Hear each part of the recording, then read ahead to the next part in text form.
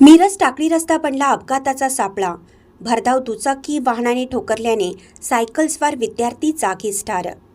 वारंवार अपघात होत असल्याने नागरिकांनी स्पीड ब्रेकर करण्याची केली मागणी।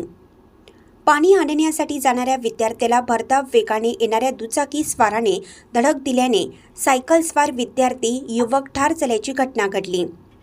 हर्षद भगवान कुकरे वय वर्ष 15 राहणार सावंत प्लॉट टाकळी रोड मिरज चांद मशिदीसमोर मिरज असं मयत झालेल्या युवकाचं नाव असून एका महाविद्यालयात 11वीला शिक्षण घेत होता।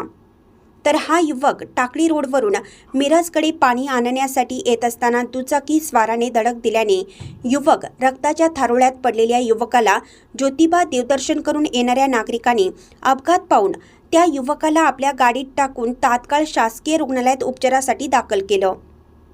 उपचारादरम्यान त्या युवकाचा मृत्यू झाला। हर्षदच्या कुटुंबावर दुःखाचा डोंगर कोसळला आहे।